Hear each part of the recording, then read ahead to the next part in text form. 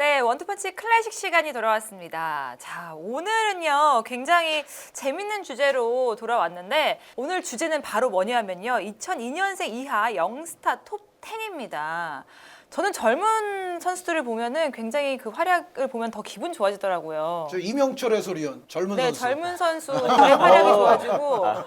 우리가 좀 젊은 선수라고 생각하는 선수들 가운데 지금 그 선수들이 실제로 몇 년생인지 제가 한번 적어봤어요. 음바페가 98년생, 홀란드가 2000년, 조앙 펠릭스가 99년, 필 포든이 2000년, 알폰소 데이비스 2000년. 우리의 그 아스날의 귀염둥이 부카요 사카 선수도 2001년이에요. 네. 그래서 오늘 이야기하는 사람에 해당이 안 돼요. 네, 그러니까요. 부카요 사카조차도 훌리안 알바레스 이번에 맨시티가 네, 영입해뒀던 그렇죠. 2000년생이고 블라호비치 선수도 2000년생이고 그리고 그 리버풀로 온 루이스 디아스 선수는 이제 빅리그에 처음 입성했는데 사실 97년생입니다. 그러니까 연령으로 보면 이미 20대 중반이에요. 그래서 제가 이런 선수들 생년을 말씀드리는 이유는 이 선수들은 더 이상 오늘 말씀드릴 대열에 포함될 수가 없다. 영스타 유망주가 아니다. 네, 여기서 부카요 사카 선수는 조금 아쉽긴 한데 그래도 2001년이라서 해당 없습니다. 2002년이라고 하면 우리가 뭐 할 때였어요? 전 입학할 때예요, 초등학교. 아, 저도 같이 입학했던 걸로 제가 기억을 하고 있는데 아, 조카가요? 2002년이면 또 저희가 월드컵을 했을 때고 이제는 그때 태어난 선수들이 이제는 영스타로 불릴 만큼 컸다. 이제 우리가 주목을 해봐야 된다라는 얘기입니다. 그 오늘 언급될 선수들 가운데는 2002년생도 있고 3년생, 4년생, 뭐 5년생, 6년생도 가능은 합니다. 네. 2002년부터면 다 됩니다. 네, 그렇습니다. 그런데 톱 10이다 보니까 지금 세 분이 또 10명씩을 정해왔기 때문에 굉장히 많은 선수들도 나올 것 같아요. 그래서 너무 구체적인 거는 설명하지 않고 빨리 넘겨가면서 딱 그 선수의 주요 팩트만 얘기해 보도록 하겠습니다. 바로 10위부터 들어가 볼게요. 이미연님 10위 누구 정하셨어요? 저는 비아레알의 최근 득점력을 좀 뽐내주고 있는 네. 예레미 피노 선수를 10위로 꼽았습니다. 네. 피노 선수가 최근 이제 에스파뇰전에 4골을 넣었는데 기록을 보니까 한 경기 슈팅이 5개밖에 안 됐더라고요. 네. 5개 슈팅에 4골 득점. 즉 전반에만 이제 해트트릭을 기록했는데 당시 기사를 보니까 비아레알의 1부 리그에서 최초로 한 경기 4골을 넣은 선수가 예레미 피노 선수가 됐대요. 그게 이제 제라르드 모레노 선수도 그걸 못했고 네. 디에고 포를란이나 후안 로만 리켈메도 그걸 못했었죠. 그렇죠. 네. 근데 이 기록을 오히려 예레미 피노 선수가 처음 썼다는 부분이 상당히 놀랍고 이 뛰고 있는 포지션을 보면 주로 이제 윙포워드로 뛸 때가 많지만 간간히 포이스나인 가짜 9번으로도 활약을 하면서 최전방에 나설 때도 있고 팀 전술에 따라서 프리롤적인 역할도 부여받는 경기들이 일부 있었어요. 그런데 이 선수가 움직임의 폭이 넓기 때문에 어떤 역할을 부여받건 자리에 국한하지 않고 폭넓게 움직이면서 좌우 모두 관여되는 플레이를 즐기는 선수다. 그래서 오른쪽 인포워드로 만약에 나왔다고 해도 꼭 그 지점에만 국한하지 않고 뭐 오리에처럼 오버래핑을 하는 풀백이 나왔을 시에는 물론 그날 오리의 컨디션이 제일 중요하겠지만 폭을 벌려주는 선수가 있으면 주로 본인이 더 안쪽으로 들어오면서 중앙이나 반대쪽 가담까지 성실하게 수행하는 선수로 플레이를 봤습니다. 이 선수가 최근 플레이를 보면 자신감이 몸에 붙은 것 같아요. 그래서 움직임의 폭이 넓고 침투도 잘 가져가고 있고 그 흔히 이제 그런 얘기를 하죠. 골 냄새를 잘 맡는 선수.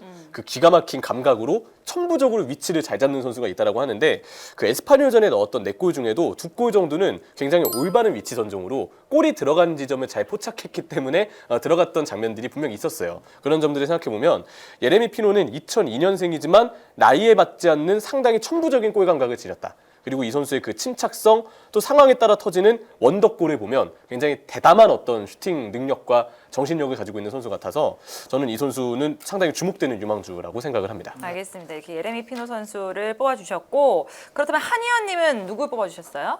저는 독일의 음바페, 카림 아데예미 선수.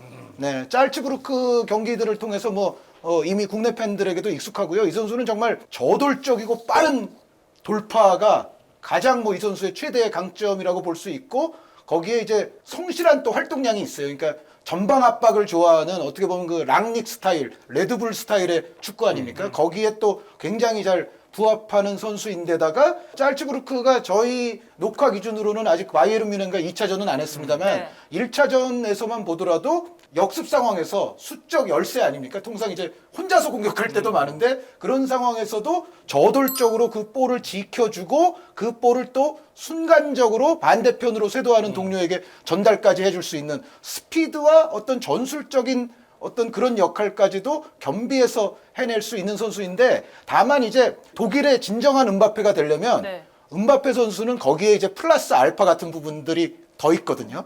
그러니까 아데이미 선수보다 음바페 선수는 아주 창의적인 개인기라든가 이제 번뜩이는 좀 예측 불가능한 장면들을 더 많이 만들어내고 지금까지로 봤을 때는 골 결정력도 결정적인 정말 큰 상황에서 음바페 선수가 아데이미 선수보다는 우위에 있기 때문에 네. 아직 진정한 독일의 음바페가 되려면 조금 먼 길을 가야 되기는 하나 그럼에도 불구하고 아데이미 선수가 여태까지 보여준 것만으로도 더 좋아질 수 있는 이 선수는 포텐셜을 지니고 있는 공격수다라는 생각에서 10위에 위치를 시켰습니다. 네, 카림 아데미 선수를 또 여기 10위 안에 들게 하신 분 있을까요 혹시? 저는 9위로 꼽았습니다. 네. 역시 저 젊은 선수가 저하고 잘 통해요. 저는 11위. 저는 이제 이 선수가 좀 잘 됐으면 싶은 게 제 기억이 완전하진 않지만 아마 제가 알기로는 이 선수의 그 잘츠부르크 데뷔전에 중계했을 거예요, 제가. 아 맞아요. 네. 예. 황희찬 선수가 잘츠부르크에 있었던 시즌 2019-20 시즌인데 코로나 시국에 있는 동안 아데미 선수가 그 잘츠부르크 2군에서 굉장히 성장을 많이 했어요. 영양부여 팀에서 성장을 많이 하고 좀 주목을 많이 받았죠. 기사도 많이 뜨면서 주목을 해야 된다는 얘기가 있었으니까 그때 데시마치 감독이 코로나 시국이 끝나고 재개되는 경기 첫 경기부터 아데미 선수를 투입을 시켰던 걸로 알고 있어요. 네. 근데 그때 경기를 국내 중계를 통해서 제가 했었거든요. 그래서 그때 아데미라는 선수의 그 유스 시절 플레이 영상을 찾아보면서 이 속도가 맞나? 내가 알고 있는 정상 속도가 맞나 싶을 정도로 너무 빠른 속도를 지녔기 때문에 1.5배속으로 네. 돌리는 것 같았어요. 그래서 약간 이 스페셜 영상은 좀 사기가 아닌가 약간 이런 생각도 했지만 실제로 플레이를 보니까 정말 제가 보던 그 속도가 맞더라고요. 굉장히 빠른 속도로 이 선수를 이제 나중에 관심이 있어서 볼 때마다 훨씬 더 기술적으로 성장하는 모습이 보였고 그 빠른 발의 바탕으로 볼을 운반하는 능력 그리고 마무리 시의 슈팅 능력까지 원래 기대를 받았던 것 이상으로 점점 더 성장하고 있는 느낌이 들었어요. 근데 아직 어린 선수이기 때문에 분명 플레이의 성장이 필요한 부분은 있는데 네. 일단 볼을 조금 끈다는 인상이 아직 지워지진 않고요. 그런 부분들 때문에 뭐 워낙 팀의 체급 차이가 크긴 하지만 바이른 미넨과의 1차전에서 미카엘 헤난데스가 아데미를 좀 많이 막았죠. 예, 그런 점들은 아데미가 볼을 조금 더 빠르게 처리했다면 동료를 좀 더 빠르게 활용했다면 어땠을까라는 장면들이 군데군데 있었기 때문에 아직 성장은 해야 된다. 근데 대단한 신체 능력을 지닌 선수는 확실하다. 전 그래서 9위로 꼽았습니다. 자 이제 장의원님 여쭤볼게요. 10위 누구로 정했나요? 저는 의리. 한의원님하고 예전에 유망주 할 때 어우, 2번인가 언급했죠. 그래서 빼려다가 아데미 사실 고민을 했거든요. 에휴 그래도 의리가 있지 그래서 넣었습니다. 라이언 흐라벤베르입니다. 네. 그래서 예전에 원투펀치에서 얘기할 때도 이 선수는 포그바 같은 스타일이다. 일단 가지고 있는 게 상당히 좋다. 체격 조건이 좋고 기술적 역량이 뛰어나고 중앙 미드필더에서 뭐 공격형 미드필더처럼 또 뛸 수도 있고 공격 가담력이 좋죠. 네. 그리고 또 중앙과 왼쪽 라인에서 이동을 해서 또 활약을 하면서 왼쪽 윙어하고도 어떤 콤비네이션 플레이를 또 맞출 수 있는 공격력은 상당히 좋지만 예전에도 얘기했지만 어프더볼에 대한 움직임이 아직은 좀 미흡하고 또 수비적인 성실성이 조금 부족한 그런 부분이 한 1년 정도 지났는데 여전히 많이 개선된 건 아니에요. 하지만 저는 그래도 조금씩 나아지고 있고 경기를 치르면서 이 선수에 대한 잠재성은 계속 보고 있기 때문에 앞으로 미래가 조금 더 기대가 되는 자원으로 저는 여전히 기대를 하고 있습니다. 그래서 네. 흐라벤베르를 10위 랭크 시켰습니다. 그럼 이 선수를 또 순위 안에 넣으신 분 있으신가요? 저는 한 15등 안에는 들 것 같아요. 어. 15등. 네. 저는 6위로 넣었습니다. 오, 6위로! 리얼리? 좀 바꿔야 되나요? 자, 순위에 대한 어떤 그 개념이 좀 헷갈릴 때가 많아서 아유, 잘하셨어요. 네, 6위로 넣었는데 신체 능력에 있어서 이 선수가 가진 장점이 좀 많이 돋보였습니다. 일단 워낙 키가 큰 편이고 이 긴 다리를 바탕으로 탈압박을 해내는 능력, 볼을 운반하는 능력, 그리고 이 하프 스페이스 쪽 아약스의 전술 자체가 미드필더의 하프 스페이스 침투가 전술적인 길이 워낙 잘 열려 있는 팀이기 때문에 침투를 가져갈 때도 이 선수의 그 큼직한 신체가 침투를 딱 가져갈 때 그리고 볼을 운반하면서 들어갈 때 공격에 굉장히 위협이 되는 선수라고 많이 느꼈어요. 또 동료를 활용할 때 패스 스킬도 괜찮았던. 그래서 신체 능력, 기술적인 역량에서 꽤 괜찮은 모습은 있었는데 근데 진짜 보면 볼수록 포그바의 느낌이 쉽게 지워지지 않는 선수긴 합니다. 일단 터치가 분명 잘하는 선수인데 이상하니만치 그 터치가 조금 말썽을 부리는 장면들도 군데군데 경기를 보면 좀 있었고 공격 포인트 생산 능력이 아직 좋진 않아요. 그래서 추후 이 선수를 만약에 아약스가 아닌 또 다른 팀이 영입해서 쓸 시에 어디 자리에서 뛰게 될지 고민스러운 상황이 어쩌면 한 번 정도는 있을 거라고 생각해요. 아약스 전술은 워낙 선수의 장점을 잘 녹이면서 흐라벤베르가 활약할 수 있는, 뛰어놀 수 있는 공간을 지금 마련해줬지만 다른 팀에서 전술적인 적응을 해야 할 텐데 거기서 공격 포인트를 조금 더 요하는 팀이 만약에 있다면 거기서 뛰게 된다면 조금 포인트 생산 능력이 아직 아쉬운 흐라벤베르는 단점이 좀 부각될 가능성이 있다고 보이고 또 제가 이번 이 콘텐츠를 준비하면서 나름 기사를 좀 찾아봤어요. 근데 흐라벤베르의 수비 가담을 조금 아쉽게 느끼는 터나 감독의 인터뷰나 그 분석 기사들이 좀 있더라고요. 이거는 흐라벤베르가 조금 더 중앙 미드필더로서 앞으로 활용도를 늘리려면 수비형 미드필더까지 아니라 하더라도 그래도 중앙 미드필더로서의 활용 능력을 좀 더 키우려면 조금 더 기동력, 활동 범위, 수비 가담 이 부분에서 보완점이 필요하다는 의견이 많이 나오고 있다. 이게 확실히 더 성장이 되지 않으면 추후 이 선수를 영입하려는 팀은 이 선수를 어떻게 써야 할지 어디에 써야 할지 애매함에 봉착할 수 있는 우려점이 저는 있다고 생각해요. 근데 이 정도 나이에 갖고 있는 건 많잖아요. 네, 갖고 있는 게 많아서 저는 6위 정도는 오히려도 괜찮을 거라고 생각했습니다. 포그바 선수와는 제 느낌에는 좀 다르긴 해요. 왜냐하면 그냥 한 줄로 말씀드리자면 흐라벤베르 선수는 약간 네덜란드스럽고 포그바 선수는 좀 프랑스스러워요. 무슨 느낌인지 알겠어요. 그렇습니다. 느낌적인 느낌으로 딱 알겠어요. 이미연님의 9위는 벌써 나왔습니다. 아데미로 나왔고 그렇다면 한희연님을 넘어가 보도록 할게요. 네, 저는 아마 이제 중앙 미드필더를 꼽을 때 흐라벤베르 선수와 더불어서 이 선수를 같이 떠올릴 공산이 큰데 2002년생 프랑스 레알 마드리드 에두아르도 카마빙가. 네, 이 선수를 저는 9위로 선정을 했습니다. 그러니까 카마빙가 선수는 흐라벤베르 선수에 비하면 그래도 어떤 쪽으로 이제 발전을 시켜야 되겠다는 것에 관한 좀 방향성이 흐라벤베르보다는 조금 더 나와 있는 것 같아요. 물론 카마빙가 선수도 궁극적으로 이 선수를 이제 레알 마드리드가 앞으로 어떻게 할 것인지 혹은 나중에 이제 프랑스 대표팀이 이 선수를 또 중용할 날이 온다면 또 어떻게 하게 될 것인지 봐야 되겠지만 이 선수도 사실 6번으로 뛰어야 될 것인지 8번으로 뛰어야 될 것인지가 약간 불분명하기는 하거든요. 그러니까 기본적으로 이 선수도 흐라벤베르 선수처럼 탈압박이라든가 개인기 능력이 좋고 공격의 가세에서 또 얼마 전에 뭐 원더골도 하나 터뜨렸습니다만 공격의 가세에서 또 골을 터뜨리는 능력도 있고 뭐 드리블에 의한 전진력도 있고 한데 이 선수는 흐라벤베르 선수에 비하면 그래도 투쟁적인 수비를 좀 해왔어요. 네. 여태까지 나이는 아직까지도 그렇게 많지 않지만 그래서 이제 아마 이 선수를 쓰는 감독들은 분명히 이제 고민은 하게 될 거고 당장 레알 마드리드 같은 경우에도 이제 카세미르 자리에 세울 것인지 아니면 이른바 이제 연령이 높아진 노쇠화가 되어 있는 8번 자리들에 세울 것인지 좀 고민이 되긴 할 텐데 향후에 근데 어찌됐건 카마빙가 선수가 지금까지 보여준 포텐셜은 전체적으로 봤을 때는 10위 안에는 충분히 들어갈 수 있다. 그리고 레알 마드리드에게도 앞으로 복이 있을 것 같다라는 네. 생각을 합니다. 또 순위 안에 되신 분. 저는 카마빙가 5위. 5위. 5위에 랭크를 시켰습니다. 저희가 유망주로 이 카마빙가에 대한 잠재성은 또 얘기를 많이 했습니다.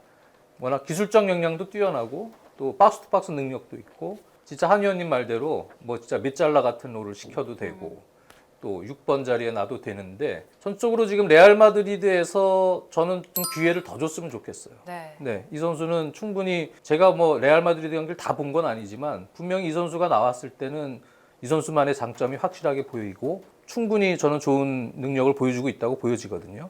그런 부분에서는 카마빙가 선수는 만 16살 때부터 이미 1군에서 경험도 많이 쌓았지만 어리지만 지금 충분히 전 주전으로 활용을 해도 된다. 그리고 활용 가치가 상당히 클 것이다. 그렇게 보고 있습니다. 장현님 지금 5위에 뒀다 오, 그랬는데 높아요. 이미연님은 몇 위에 두셨어요? 전 3위에 뒀어요. 오! 전 좀 많이 높게 보는 선수여서 오!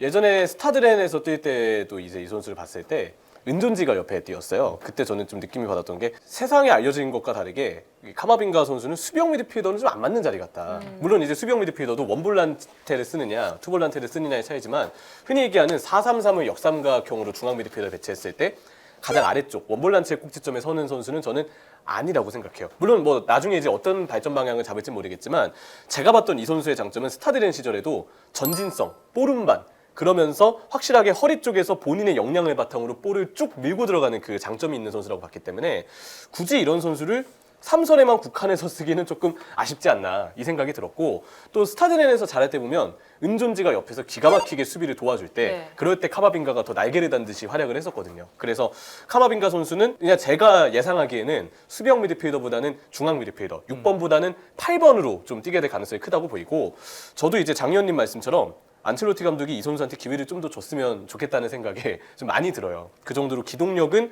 카마빈가가 나왔을 때 확실히 잡아줄 수 있는 장점이 있고 볼을 운반하는 능력이 워낙 좋고 연계 능력도 이번에 보니까 비니시우스와 함께 왼쪽 중앙 미드필더로 나왔는데 토니 크로스가 뛸 때보다는 확실히 기동성이 좀 더 좋은 선수이기 때문에 빠르게 올라와 주면서 비니시우스가 좀 더 전진할 수 있게 그리고 그 이전까지 높은 위치까지 카마빈가가 볼을 운반해주면서 적재적소에 비니시우스한테 스루 패스를 찔러주는 장면들이 나오더라고요. 이런 점들은 카마빈가가 만약 앞으로 레알 마드리드가 수비형 미드필더 자리에 뭐 원볼란트체 또 다른 선수를 세웠을 때 만약 그 선수의 빌드업이 좀 아쉽다 싶을 경우에는 중앙 미드필더에 있는 카마빈가가 내려와서 빌드업을 보조해주고 또 측면으로 볼을 전진을 시켜야 될 때는 카마빈가를 중심으로 왼쪽이건 오른쪽이건 윙포워드와 연계도 기대할 수 있고 저는 이런 카마빈가의 스킬 수준을 보면 충분히 이 선수를 품은 팀은 쓰임새를 아주 크게 느낄 거라고 생각을 했어요. 저는 그래서 카마빈가가 3위를 일단 매겨봤습니다. 이렇게 카마빈가 선수를 9위, 5위, 3위 이렇게 놨다는 거 재밌는 것 같아요. 장혜연님은 네. 또 그러면 9위를 누구를 또 선택을 했을까요? 저는 풀럼의 파비오 카르발류. 네. 뭐 이명철 위원이 더 잘 알겠지만 네. 네. 거의 리버풀 선수죠 거의. 거의 아, 리버풀로 네. 이제 갈 겁니다. 잡을 뻔했는데 놓쳤어요. 네, 풀럼에서도 지금 좋은 활약을 펼치면서 풀럼의 지금 챔피언십 1위를 뭐 견인하고 있는 상당히 좋은 이선자원, 돌파력이 있고 그리고 축구 지능도 상당히 높은 것 같아요. 제가 볼 때는. 네. 그래서 순간적인 연계, 또 돌파, 또 파괴력, 뭐 센스 이런 부분들을 다 잘 갖추고 있기 때문에 지금 뭐 루이스 디아스나 이런 좋은 선수까지 데려왔는데 이 선수를 파비오 카르발류를 어떻게 쓸지 모르겠습니다. 2선으로 시켜도 되고 또는 뭐 심지어는 3선에 약간의 공격적인 메잘라로를 시켜도 충분히 잠재성을 발휘할 가능성은 있다고 보여지는데 하지만 지금 워낙 리버풀 스쿼드가 공격 라인 3톱이 지금 많잖아요. 네. 카르발류가 들어오면 허리 라인의 변화가 한동안 있을 가능성도 있다. 이 선수를 좀 테스트를 해보면서 그만큼 여러 위치에서도 이 선수가 여기서도 좀 잘할 것 같은데라는 잠재성이 보여요. 네, 그런 부분에서는 앞으로 미래가 이 선수 상당히 기대가 된다. 리버풀에 오면은 어디 있었으면 좋겠어요? 그냥 어디든 잘할 것 같아요. 하비 엘리엇처럼. 하비 엘리어처럼 왼쪽 중앙 미드필더이지 않을까라는 생각이 딱 그렇죠. 들긴 합니다. 기본적인 위치는 네. 거기죠. 요즘에 보면 또 풀럼이 약간 그 4-3-3에 가깝게 대형을 짰을 때 중앙 미드필더 쪽으로 좀 많이 나오게 되는데 왼쪽 중앙 미드필더에서 흔히 얘기하는 그 하프 스페이스 침투를 주문받는 경우들이 좀 많더라고요. 근데 하프 윙 같은. 네, 맞아요. 제가 본 이 선수의 그 가장 큰 장점은 턴이 굉장히 빠릅니다. 볼 잡고 있을 때 바로 전방으로 돌아서는 속도가 몸이 유연하고 민첩해서 딱 전방을 바라보기까지 동작이 되게 간결하고 빠르고 그렇기 때문에 좀 기습적인 타이밍에 패스나 슈팅이 나가는 경우가 많다고 저는 봤어요. 그래서 볼 때마다 조금만 그 겨울 이적 시장이 하루만 더 길었다면 그렇다면 지금쯤 리버풀 선수가 되고 다시 풀럼으로 재임대를 보냈겠지만 확실하게 되지 않았을까 약간 그런 아쉬움이 좀 남죠. 근데 네. 10등 안에 안 들어가죠. 네 맞아요. 일단 맞췄죠 내가. 정답입니다. 그래도 10등 안에는 안 넣었을 것 같아. 그리고 딴 선수는 넣었습니다. 그러면 8위 임희원님한테 바로 물어볼게요. 네, 바로 그 선수입니다. 그쵸? 하비 그럴 것 엘리엇입니다. 네. 그 딴 선수가 하비구나. 그 이제 풀럼에서 프리미어리그 데뷔를 했는데 최연소 데뷔를 했죠. 그 아주 리그의 기록으로 남아 있는 선수인데 하비 엘리엇은 저는 이제 윙포워드보다는 진짜 중앙 미드필더로 성장을 할 것 같아요. 올 시즌 프리시즌부터 이미 클롭 감독이 이 선수를 윙포워드보다는 오른쪽 중앙 미드필더로 기용을 했고 하비 엘리엇이 움직임 및 폭이 넓기 때문에 중앙 미드필더로서 상대 수비 미드필더 사이 공간에서 폭넓게 볼을 잡아주는 역할을 기대했던 것 같아요. 그리고 올 시즌은 오른쪽 중앙 미드필더의 선수가 모하메드 살라랑 역동적으로 위치를 바꾸면서 살라가 넓게 서 있다가 중앙 미드필더의 움직임에 따라서 안쪽으로 들어와서 더 왼발로 슈팅을 때릴 수 있게 이렇게 조정을 해주는 전술을 쓰고 있는데 이 전술 그림을 보면 하비 엘리엇의 능력이 딱 거기에 제격이긴 하죠. 살라가 안쪽으로 들어오면 엘리엇이 넓게 빠지는데 그러면 자기가 선호하는 오른쪽 윙포워드 자리랑 비슷하게 뛸 수 있기 때문에 클롭 감독이 그 부분까지 계산을 하고 엘리엇을 장기적으로 중앙 미드필더로 쓰려는 어떤 생각을 가졌던 것 같아요. 근데 이 선수가 터치나 볼 운반, 그 넓은 어떤 움직임 그리고 순간순간 공간이 났을 때 바로 전방을 향해 들어가는 침투까지 괜찮은 모습을 보여주고 있다고 생각하고요. 네.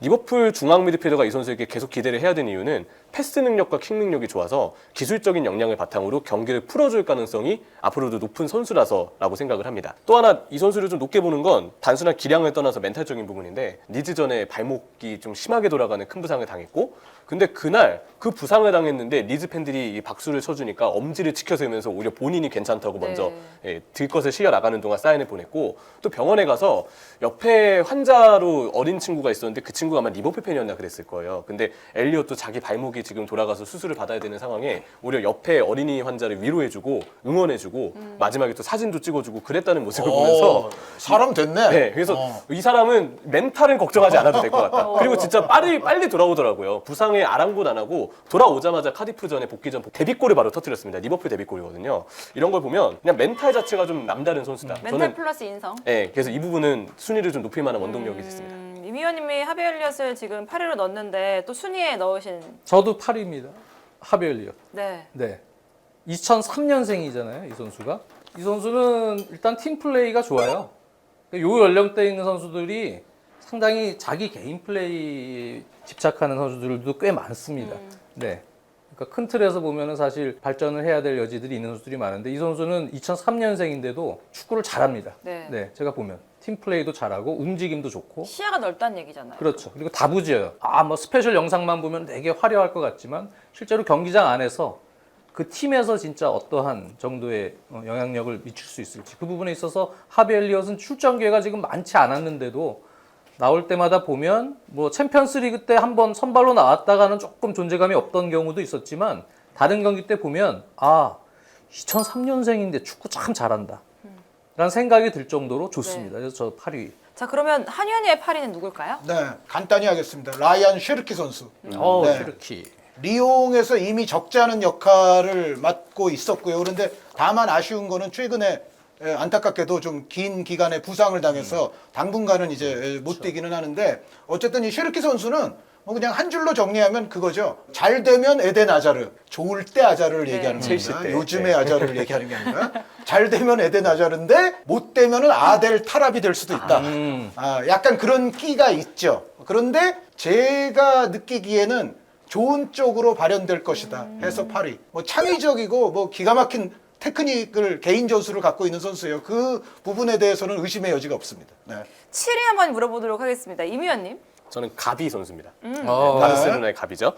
2004년생에 사실 오늘 언급드릴 선수 중에 저는 이 선수가 제일 어린 선수예요. 네. 근데도 바르셀로나 1군 스쿼드에 꾸준히 들어있고 중앙 미드필더로서 보여주는 이 선수의 그 전진성이 나이를 생각했을 때 앞으로의 성장 방향이 상당히 기대되는 선수라는 점에서 가비 선수를 이제 7위로 꼽았는데요. 움직임의 폭이 넓게 중앙 미드필더지만 측면 쪽으로 좀 넓게 빠져서 공간을 확보하고 신체 밸런스가 좋기 때문에 볼 터치 이후에 탈압박을 해내는 능력이나 볼을 지켜내는 부분에서나 기술적인 역량 그리고 어떤 무게중심의 낮은 부분들이 잘 드러나는 선수라고 생각을 해요. 물론 아직 이 피지컬 자체가 좋은 선수는 아니기 때문에 좀 강하게 1대1 경합이 들어왔을 때는 볼을 뺏기는 부분들도 있고 또 최근에 차비 감독이 윙포워드로 기회를 좀 주고 있잖아요. 네. 근데 헤딩골도 넣고. 문제는 아직은 윙포워드에서의 어떤 그 전술적인 움직임을 확실히 적응한 느낌은 아니었어요. 중앙 미드필더로 출전해서 넓게 빠져서 공간을 확보하는 움직임은 좋을지언정 아예 시작 지점을 윙포워드로 가져가는 부분에서는 어떻게 움직여야 될지 아직은 조금 애를 먹는 느낌? 근데 이거는 뭐 차비 감독도 나름 의도가 있을 거기 때문에 계속 공격적으로 좀 기용을 하는 것이 아닐까 싶긴 한데 차비 감독은 이니에스타를 만들려고 하는 거겠죠. 네. 그러니까 이니에스타 선수가 윙포워드도 보고 중앙 미드필더도 보는 선수 아닙니까? 가비라면은 그 비슷하게 할 수 있을 것이다라는 기대감을 갖고 있을 거예요. 그게 된다면 이제 공격 생산력도 더 올라갈 선수가 될 그렇죠. 거니까 성장 방향도 더 기대해 볼 수 있을 것 같아요. 그래서 저는 이 선수가 이 윙포워드 자리에서 이제 앞으로 어떻게 성장할지도 충분히 기대가 되는 선수고 다른 거에 떠나서 볼을 전진시킬 수 있는 전진성에서는 나이를 고려했을 때 돋보이는 재능임에 틀림이 없다. 그래서 그 부분에서 저는 이 선수를 7위로 꼽았습니다. 네. 가비 선수 혹시 저는 4위. 네. 4위. 이 선수 일단 2004년생. 나이가 깡패죠. 이게 나이가 제일 무서운 선수. 그런데도 키는 크지 않잖아요. 작은데도 밸런스가 너무 좋고 순간 스피드나 또 이 선수 수비 리커버리 하는 거 보면은 물건이다 라는 느낌이 들어요. 아직 이제 완성된 선수는 아니지만 오히려 뭐 많잖아요. 유망주가 니코도 있고 뭐 페드리도 있고 바르셀로나 유망주들이 많지만 페드리 같은 유형은 어느 정도 그래도 궤도에 올라온 선수라는 느낌이라면 가비는 아직은 공간이 많은 것 같아요. 그래서 뭐 지금 말씀해 주셨다시피 제가 본 경기도 윙포드도 보고 또 허리도 내려오고 그러지만 이 선수는 일단 기술도 있고 순간 스피드도 있고 여러 가지 공수에서 중앙과 뭐 2선을 오르내리는 전천후 선수로 계속 좋은 활약을 할 수 있는 잠재성이 지금 남겨져 있거든요. 기본기나 모든 건 또 다 갖추고 있는 데다가. 근데 나이가 2004년생이고. 근데 2004년생 치고는 밸런스가 너무 좋고. 그래서 저는 이 선수는 오히려 사람들 생각 이상으로 큰 선수가 될 수도 있겠다라는 느낌이 들어요. 네. 아주 좋은 선수라고 봅니다. 가비 선수. 저는 11위. 11위. 네. 내년쯤에는 3위쯤 될 수도 있어요. 오, 네. 알겠습니다. 자, 이제 그러면 한의원님 7위를 한번 물어볼게요. 네. 지금 스타드렌에서 뛰고 있는 가나의 2002년생 윙어 카말딘 술리마나. 술리만. 네. 발음 잘해야 돼요. 발음. 네. 딘의 액센트가 있어요. 카말딘. 카말딘 술리마나. 정말 드리블이 아주 극강이다. 네. 그러니까 프랑스 리그 전체를 통틀어 봐도 드리블로는 그 누구에게도 뒤지지 않을 거예요, 이 선수가. 그러니까 파리 생제르맹의 뭐 드리블의 신들이 많지만 네. 그 파리 생제르맹의 신들과는 또 다른 의미에서 아주 고무공 같은 아주 탄력과 아주 다이나믹한 드리블 기술을 보유한 선수예요. 그래서 드리블 머신이고 제가 느끼기에는 가나가 뭐 저 에시엔 선수 등등을 비롯해서 21세기에 성적도 월드컵 같은 데서 성적도 좋았고 뭐 좋은 선수도 많이 배출했지만 제가 느끼기에는 이 카말딘 술리마나 선수가 그 30년 전에 아베디 펠레 이후에 가나가 보유하게 된 이런 유형의 역동적인 스타로서는 저는 아베디 펠레의 뒤를 이을 가능성이 높다고 생각해요.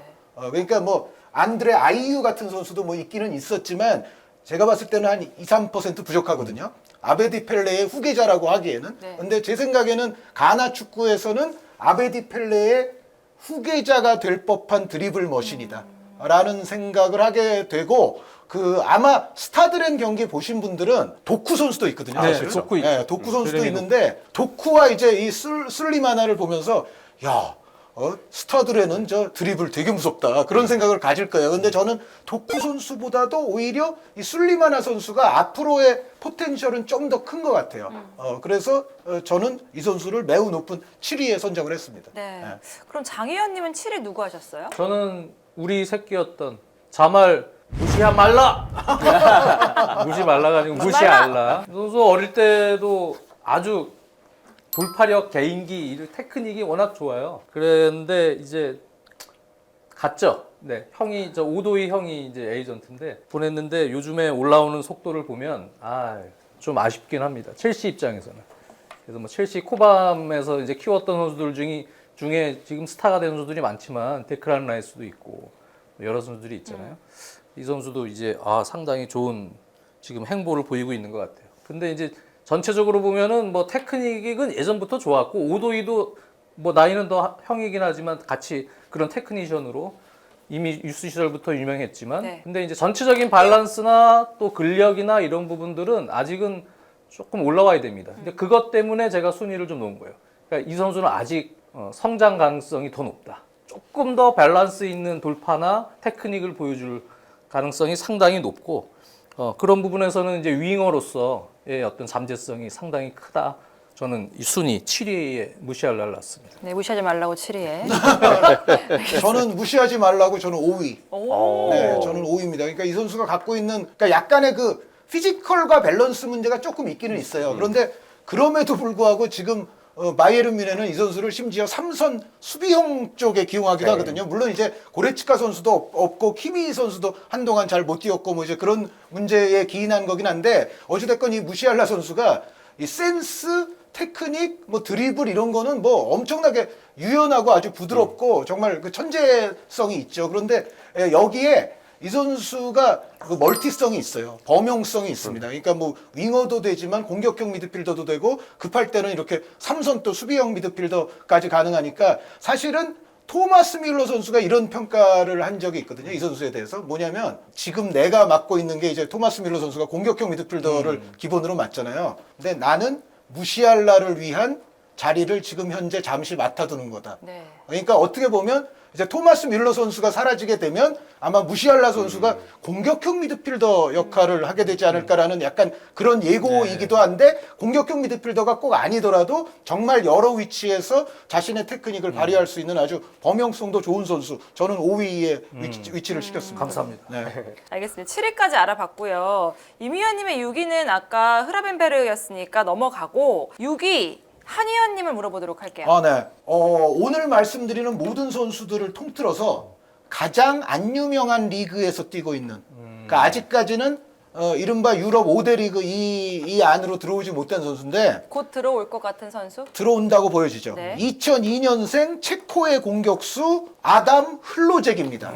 체코. 네, 이 선수가 이제 스파르타 프라하에서 아직 뛰고 있는데 물론 지금까지도 많은 이제 빅리그 빅클럽들과도 연결은 많이 됐고 리버풀도 있지 않아요? 여기 있었죠. 네, 흘로젝 선수. 그런데 이 흘로젝 선수는 제가 봤을 때는 정말 종합적인 공격수다. 이 선수는 일단 이 선수의 가장 적합한 위치는 이른바 세컨드 스트라이커입니다. 초진 스트라이커. 그러니까 체코 대표팀에서 보면 파트릭 쉬크 선수가 있지 않습니까? 네. 쉬크 선수를 아래쪽에서 받쳐주는 역할이에요. 그런데 이 선수 자체가 등지는 플레이, 포스트 플레이, 득점도 본인이 많이 할 수 있습니다. 네. 그러니까 9번도 가능하면서 10번까지도 되고 9.5번도 되는 이른바 우리가 카림 벤제마 이야기할 때 9.5번이라는 표현을 많이 쓰지만 9번, 10번, 9.5번이 다 가능한 선수고요. 그리고 양발로 아주 장쾌한 슈팅으로 다 득점이 가능해요. 주로 이제 오른발이긴 한데 상황에 따라서는 왼발로도 좋은 슈팅을 날릴 수 있는 물론 이제 이런 건 있어요. 제가 지금 종합적인 여러 가지 관점에서 이 선수가 다 좋다고 말씀을 드리는데 근데 이제 아마 이 말씀을 하시겠죠. 근데 스파르타 프라하잖아. 그러니까 아무래도 그 리그와 뛰는 곳을 고려를 안 할 수 없지 않느냐. 그런데 저는 오히려 이 선수는 그 지금 뛰는 곳이 좀 미약하기 때문에 포텐셜이 더 클 수도 있다고 생각해요. 그러니까 갖고 있는 게 제가 봤을 때는 워낙에 좋고 이렇게 중앙 공격수에서 다재다능한 역할을 할 수 있는 선수는 저는 어디 가서도 결국은 좋게 터질 수 있다고 생각을 하고 주변 동료들이 더 좋은 팀에 가면 이 선수는 더 빛날 수도 있어요. 제 생각에. 그래서 저는 2002년생이니까 저는 이 선수 잠재성을 굉장히 크게 보고 있습니다. 그래서 체코도 지금 이제 유럽 플레이오프를 또 남겨두고 있지만 스웨덴이 경시할 수 없을 것 같아요. 네. 저는 사실 폴란드보다도 스웨덴 체코전의 승자가 왠지 올라갈 것 같은 느낌을 지금 네. 갖고 있거든요. 근데 레반도프스키 선수에게는 굉장히 미안한 얘기인데 거기에는 우리가 잘 알고 있는 뭐 쉬크 선수도 있고 소우책 선수도 있고 하지만은 이 흘로젝 선수도 있다는 거. 하여튼 체코를 한번 주목해 보시면 좋을 것 같습니다. 네. 알겠습니다. 자, 지금 6위를 아담 흘로젝 선수로 얘기를 해주셨는데 장혜연님은 6위 누구로 했을까요? 저는 좀 안쓰러운 선수 안수파티. 네. 부상이 많아서 안쓰럽죠. 네. 네. 이 사실 부상만 없으면은 슈퍼스타가 돼서 1위에도 올라갈 수 있는 지금 오늘 주제에서 선수인데 이게 큰 무릎 부상 당한 이후에 지금 또 계속 부상, 잔부상이 계속 이어지고 있고 하기 때문에 이제 이거를 어떻게 극복을 하느냐 마느냐 한 2년 안에 네, 이러한 부분들을 극복을 하느냐 마느냐에 따라서 이 선수는 진짜 뭐 슈퍼스타가 될 수도 있고 네. 안 그러면 그 후유증을 계속 달고 다니는 부상을 달고 다니는 이런 선수가 될 수도 있는데 가지고 있는 것만 보면은 저는 1위라고 봐요. 네. 이 선수가 가지고 있는 테크닉, 득점력, 돌파력 뭐 모든 부분에 있어서 저는 안수파티를 가지고 있는 진짜 재능만 보면 저는 1위로 봅니다. 근데 지금 그런 부분이죠. 부상과 관련된 부분 때문에 일단은 6위에 놨는데 이 선수가 이제 그 시기를 극복을 만약에 한다면 그런 큰 부상 이후에도 그걸 극복하는 유망주들이 있거든요. 네. 극복하면은 1위 될 수 있다. 안스파티 선수를 또 저도 4위에 놨는데 이유는 같습니다. 1위에 놓고도 쉽지만 지금 현재 부상이 너무 잦기 때문에 그래서 그런 면이 이 선수의 지금 어떤 미래에 대한 포텐셜의 전망을 조금 깎아내리는 부분이에요. 그래서 4위지 네. 장 의원님 말씀에 공감합니다. 그러니까 이 선수가 만약에 부상 없이 계속 깔끔하게 지금 커리어를 이어왔으면 오늘 제가 1위로 했을 겁니다. 근데 부상 요소 때문에 4위다. 저도 4위. 예. 이미연님도 네. 있으세요? 저는 그래서 5위입니다. 마찬가지로 같은 2위인데 재능으로는 1위. 근데 수술을 결국 받지 않았죠. 근데 이러면서 오히려 잔부상이 좀 많아질 수 있는 여파가 저는 생길 수 있다고 보는데 올 시즌은 그래도 장기 부상 복귀한 시즌이기 때문에 이해가 되는 부분이 있어요. 관건은 다음 시즌이다. 다음 시즌에도 안수 파티가 잔부상이 이어진다면 포텐셜을 쭉 이어가지 못할 가능성이 저는 매우 커진다고 생각하고요. 그러면 이 순위가 어쩌면 점점 떨어질 수 있겠죠. 근데도 아직 5위라는 순위에 올려놓은 이유는 여전히 그 바르셀로나나 스페인 대표팀에서 보여줬던 원터치의 센스 있는 연계나 속도를 통한 움직임, 마무리 능력. 이 선수가 뭐 스페인 대표팀도 그렇고 갖가지 최연소 기록들을 다 깼던 선수예요. 진짜 말도 안 되는 재능이었지만 그걸 때문에 부상의 여파가 있음에도 저는 5위 자리는 유지할 수 있을 것 같다. 근데 앞으로는 더 떨어질 가능성도 있겠죠. 아니 뭐 네, 세 그거는 분이- 이제 부상을 제대로 네. 극복하지 못했어요. 그렇죠. 네. 부상만 극복하면 세 분 다 1위로 꼽을 네. 수밖에 없는 안수 파티 선수 이렇게 얘기를 해봤고요. 그렇다면 5위가 다 사라지게 돼요. 임 위원님이 안수 파티를 했고 장 위원님이 카마빈가 선수를 했고 그렇죠. 그다음에 한 위원님이 자말 무시알라 선수를 했기 때문에 4위로 넘어가 보도록 하겠습니다. 네. 임 위원님. 네, 저는 비르츠 선수를 4위로 꼽았습니다. 네. 아마 순위권에 좀 있지 않을까 예상이 되는 선수인데 공격형 미드필더 내지는 중앙 미드필더 측면 중앙 오가면서 이제 공격진을 좀 지원할 수 있는 형태의 선수라고 보면 될 것 같은데요.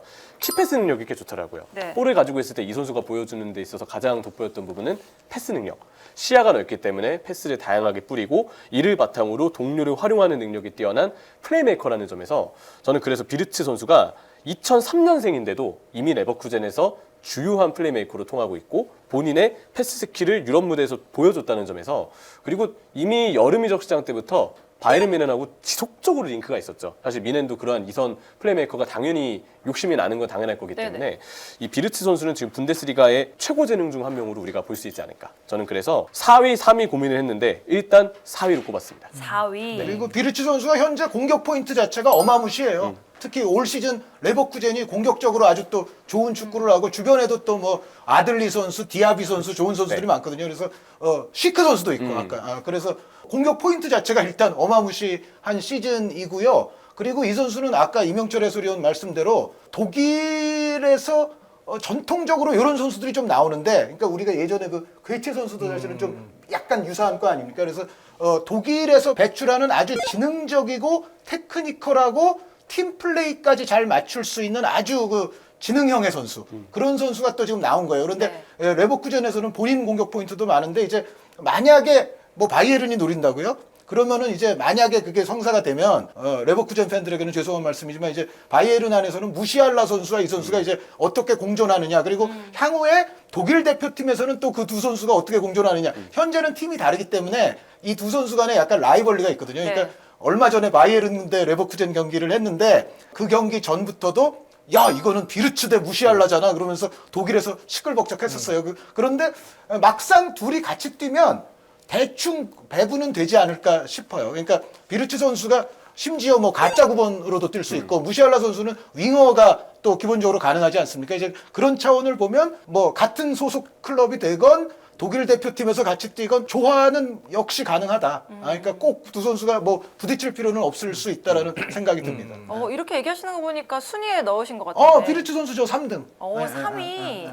아, 이렇게 한 의원님도 비르츠 선수를 3위에까지 넣으셨고, 그러면 장 의원님도 저도 3위예요. 네. 저는 아까 4위는 갑이라고 얘기를 했고요. 저는 약간 어떨 때 보면은 이 선수가 약간 로이스 같기도 하고 또 어떨 저는 사실은 중계할 때 독일의 이니에스타라고 그랬었어요. 어떨 때 보면 이니에스타 같기도 하고 아주 좋은 선수 같아요. 그리고 이 선수 보면은 팀 플레이도 잘하고, 그러니까 이런 유형은 저는 어쨌든 바이에른 뮌헨 얘기도 뭐 있었지만 슈퍼스타가 좀 많은 팀으로 가야 된다. 자기가 주인공이 되는 클럽보다는 성향 자체가 딱 보니까 스타들이 많은 데서 상당히 그 게임 흐름, 템포 이런 것들을 살려주면서 본인이 거기서 정말 큰 알토란 같은 역할을 할 수 있는, 그러나 상당히 리듬감 있는 공격 전개, 돌파 이런 것들이 좋더라고요. 본인이 예를 들어서 막 프리미어리그에서 오퍼가 와갖고 프리미어리그 중하위권 팀 가서 막 주인공으로 시키려는 그런 팀보다는 네, 그냥 빅클럽. 같이 시너지를 받을 수 있는. 그렇죠. 완전한 그런 데서 스타군요. 오히려 더 시너지를 낼 수 있는 스타일이 아닌가라는 뉘앙스의 얘기예요. 하버츠 선수하고 이 선수하고 바꾸자면 바꾸시죠? 뭐 같은 르치기 한데 네. 저는 하베르츠 영입할 때 사실은 그렇게 반기진 않았어요. 당연히 이제 바꾼다는 말할 수 얘기. 있다. 당연히 바꾸시는 이제 거 말할 같아요. 수 예. 있다. 근데 저는 비르츠 같은 스타일을 더 개인적으로 더 좋아하긴 해요. 알았어요. 네. 하베르츠보다는. 네, 딱 설명이 됐어요. 임 의원님의 4위 비르츠가 지금 한 의원님과 장 의원님의 3위로 다 같이 얘기를 했고요. 또 임 의원님의 3위가 카마빙가였기 때문에 바로 2위로 넘어가 보도록 할게요. 2위 임 의원님 누구로 정하셨어요? 주드 벨링엄을 꼽았습니다. 네. 예전에 그 버밍엄 시티에서 뛸 때 2003년의 나이에 챔피언십에 말도 안 되는 재능이 드러났다고 해서 봤는데 그냥 경기를 지휘하더라고요. 그냥 벨링엄을 위한 경기들이 펼쳐진다는 느낌이 들 정도로 버밍엄 시티에서 너무 압도적으로 이 선수가 뛰는 모습을 보았었고 지금 도르트문트에서도 그때 활약과 크게 이견 있는 상황은 아니에요. 이 선수의 그 가진 장점 자체, 툴이 좀 많기 때문에 볼운반 그리고 도르트문트의 측면 윙어가 제 역할을 하지 못했을 때 측면 쪽으로 빠져서 측면에 찬스 메이킹을 해주는 거나 활동량이나 수비력을 바탕으로 측면 쪽에 커버를 나서주는 수비에서의 어떤 영향력까지 미드필더로서 해줄 수 있는 장점이 많은 선수다.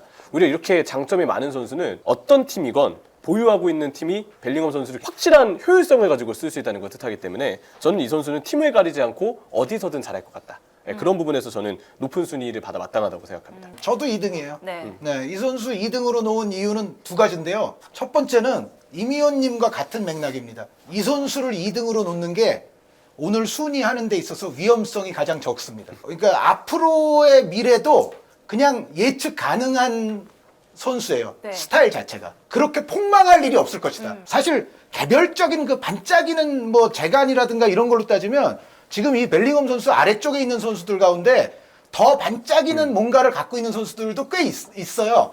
그런데 그런 선수들을 높은 순위에 위치시키는 것보다는 이 선수를 위치시켜야 나중에 큰 실패가 없을 것이다. 네. 제가 그 생각이 하나 들어서 했고 두 번째 이유는 제가 경기를 본 잉글랜드 미드필더 제일 오래된 선수로 거슬러 올라가면 브라이언 롭슨이 있어요. 제가 82년 월드컵 때부터 브라이언 롭슨 경기를 봤는데 그러니까 실전을 봤다는 얘기죠. 브라이언 롭슨서부터 뭐 정말 그 이후에 이른바 스램제 선수 다 봤고 요즘 잉글랜드 미드필더들도 다 보잖아요. 그런데 잉글랜드의 미드필드 지역에서 뛰는 여태까지 제가 본 모든 선수들 가운데 주드 벨링엄이 가장 제 생각에는 많은 거를 갖춘 퍼펙션이에요. 그러니까 옵션? 퍼펙트함에 가장 가까워요. 그러니까 잉글랜드의 미드필더들이 다들 한 가닥씩은 다들 하던 선수들이지만 잘하는 게 한두 가지 있는 반면 아쉬운 것들이 또 한두 가지씩 있었거든요. 근데 벨링엄은 개인기 발재간이 있죠. 돌파력 있어요. 피지컬도 있어요. 네. 왕성한 활동량, 공격 능력, 수비 능력 다 갖고 있어요. 중앙도 뛸 수 있어요. 측면도 뛸 수 있어요. 좀 위쪽에서도 뛸 수 있어요. 좀 아래쪽에서도 뛸 수 있어요. 제가 브라이언 롭슨부터 시작해서 베컴과 스램제를 거쳐서 지금의 미드필더들에 이르기까지 모든 미드필더들을 다 봐도 벨링엄이 가장 중원에서 뛸 수 있는 선수로서는 가장 많은 걸 갖고 있는 퍼펙션에 가깝다. 와, 그러면은 장 의원님은 혹시 저도 똑같아요. 아, 주드 2등. 벨링엄. 그냥 2003년생인데 지금 그냥 약간 완성돼 있는 느낌이라서 이렇게 막 미래에 저 선수가 와, 엄청나게 폭발하겠지라는 것보다 그냥 점진적으로 성장을 하겠지만 뭐 지금 정도 유지를 계속 하겠네. 이 선수가 상당히 좋은 현대 축구에 부합하는 선수가 됐는데 이제 앞으로 성장할 공간이 근데 얼마나 있느냐 뭐 그런 거를 보면은 조금 재미는 없는 것 같아요. 네, 주드 벨링엄은 그냥 대표팀에서도 보고 저는 가끔 나올 때 계속 보지만 그냥 그 정도의 수준에서 조금 점진적 성장 정도 할 것 같다. 오히려 재밌는 선수들은 밑에 있죠. 지금 순위. 아니 지금 2위가 같았단 말이에요. 그렇기 때문에 1위도 같을지 궁금해집니다. 제가 하세요. 이번에는 아니에요. 1위는 동시에 얘기해 보세요. 네. 자, 하나 둘 셋 하면 말해주세요. 하나 둘 셋. 장지현! 안 했어요. 이상하게 아, 어쨌든 그럼 다시 한번 네. 여쭤보겠습니다. 하나 둘 셋. 페드리 선수. 아 그렇군요. 일단 페드리도 아까 저 앞서 표현해 주신 표현 중에 그 실패 위험성이 적다 이게 확 와닿는데 네. 저는 그런 페드리가 가장 실패 위험성이 적은 선수로는 이 선수를 꼽고 싶어요.